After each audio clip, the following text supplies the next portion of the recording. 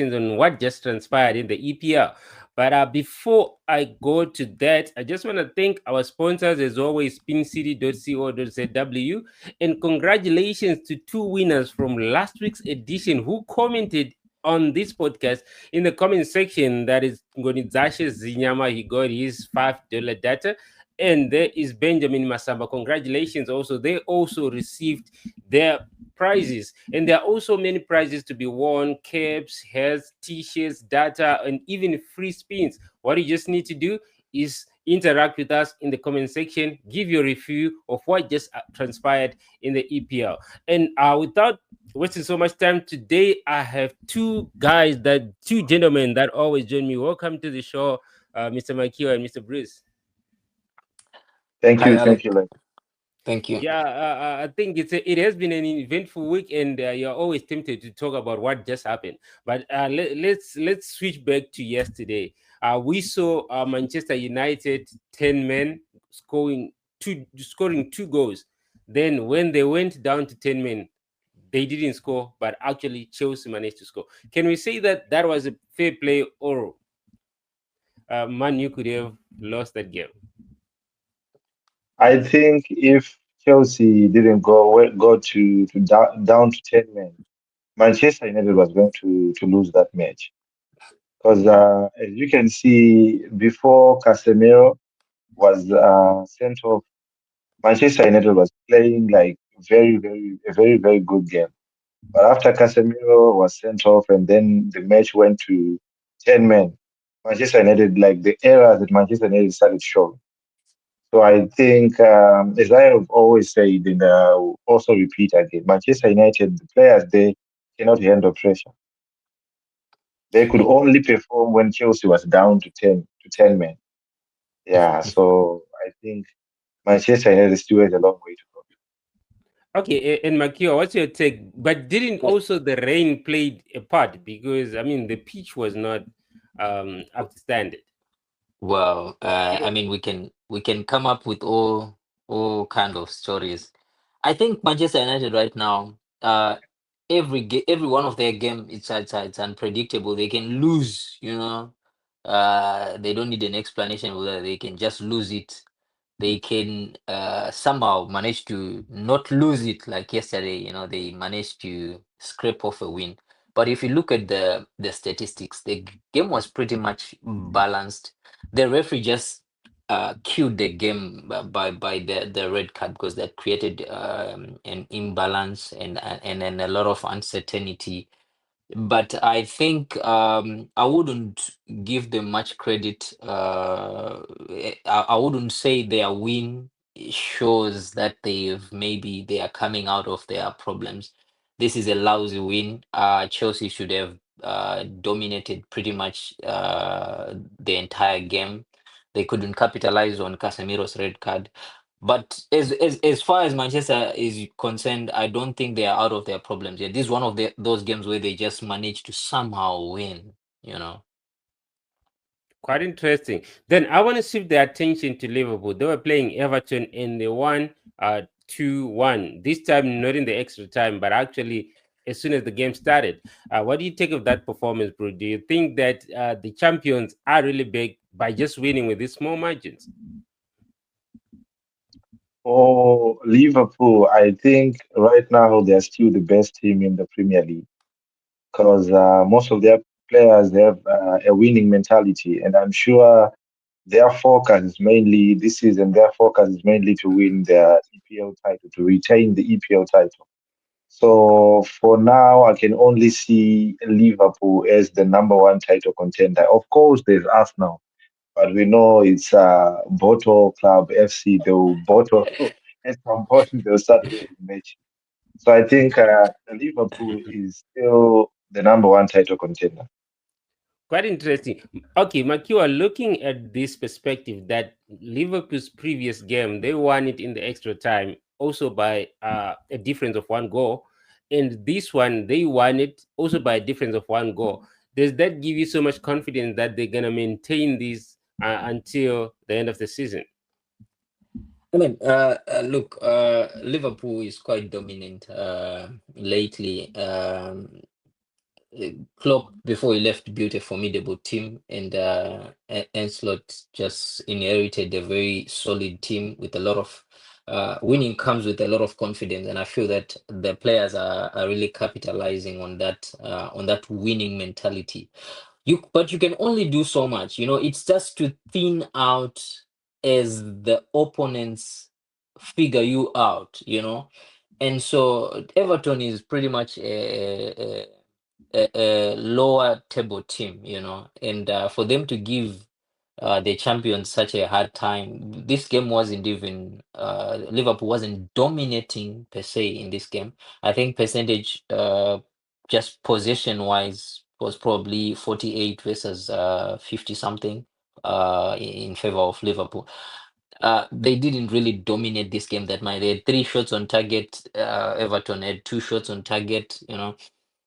Shots overall, Liverpool had 11, Everton had 9. So I don't think the statistics showed the superiority. Rather, it shows the leveling up of the underdogs, Everton. So if you ask me, it's too early to tell whether they can maintain the winning ways. As the heat goes up, every team is trying to level up so they can end in a better position.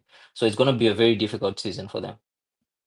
Okay, and talking about opponents figuring you out, I think a lot of people have now figured out the Manchester City pandemic, because they were a pandemic to every team they played. They scored 3, 5, 6, but now it looks like they're scraping for draws and scraping for wins. What do you take of Arsenal's performance against Manchester City, Bruce? Well, for us now, I think they are a team that is very good defensively.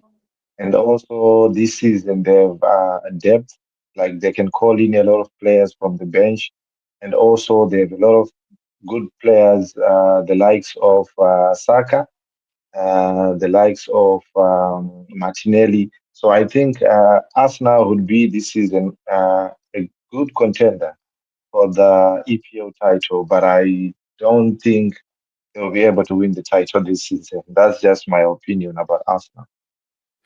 Okay, quite interesting. And Makiwa, what do you take of Arteta's tactic in today's game when Arsenal were pretty much they had an upper hand somehow, but then they had to settle for a draw in the extra minutes? I'm pretty disappointed. Today's game. Uh, you said somehow we had an upper hand. Let me let me correct that a little bit. Uh, Arsenal actually has depth, and they've mastered the art of controlling the ball. But games are defined by goals, and so if you don't score goals, then whatever the statistics you can raise will not matter that much.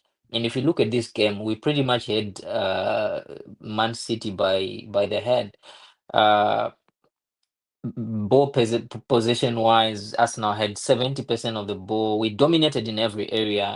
We had so many corner kicks. We were consistently in their 18. But what do they do? That one chance they get, they give it to Haaland. Haaland just knows where to run. I don't you just have to like it about him. The guy knows where to go. He just makes it easy for people. People are saying Gyökeres is not getting supply. I don't think at this stage, after having watched so many Arsenal games, I don't think it's a matter of Gyökeres not getting supply. I think it's an issue of Gyökeres not positioning himself correctly for supply. If you look at Haaland's type of play, you find that he knows where to run even before the supply comes. So it becomes too easy to supply someone who's correctly positioned. Following on this, you see that the goal that we actually managed to somehow steal today was because Martinelli knew where to go, and the ball came. And so if this guy Gyökeres could just step up and improve on his position, because a lot of times he's finding himself behind, and I know there was a cross that Madueke made in the first half, and there was I tried to look for the number 14, he was nowhere. He was badly positioned. So I don't think at this stage he should people should still talk about is getting supply. No, it's a matter of positioning. He's just not positioning himself correctly. In other words, you guys were scammed. Anyways, let's go to Tottenham. Nobody is really talking about Tottenham, but they are in the top three. They have 10 points, the same number as Arsenal and the same number as Bournemouth. Uh, do you think that this is the season they're going to do what they've been doing before, get into the top four and mix things up there? For me, I think they have an opportunity to get into the top four. But if they continue to play like how they played yesterday, or was it today? I don't think they'll be able to continue like on their previous winning streak. Because yesterday they went down 2 goals to nil, and I need to applaud them. I need to because they were able to score 2 goals. But I don't think if they continue in this current form, like the way they played today, I don't think they'll be able to continue to win, and I don't think they'll be able to make it into the top four. Okay, quite interesting. Then, lastly, I want to talk about Newcastle. I think when you look at the table, they are not so up there. They're around number 13, right? And they have only 6 points, and their next game is against Arsenal. Makiwa, what do you take of this game? Do you see Newcastle as a threat, or they just a bottom level team there? Well, Newcastle is a formidable team. I think at the moment, if I'm not mistaken, we have about 5 games played for each team. And at this stage, it's very difficult to say top five, top three. Why? Because at this stage, a team can move from 17th position to 7. The point difference is very small because of the number of games. Uh, and Tottenham and Newcastle, I'm talking about Newcastle now. Uh, they are very competitive teams, but they lack consistency, you know. I think actually we have seen that Tottenham Forest is actually has a better chance of consistency in their past games.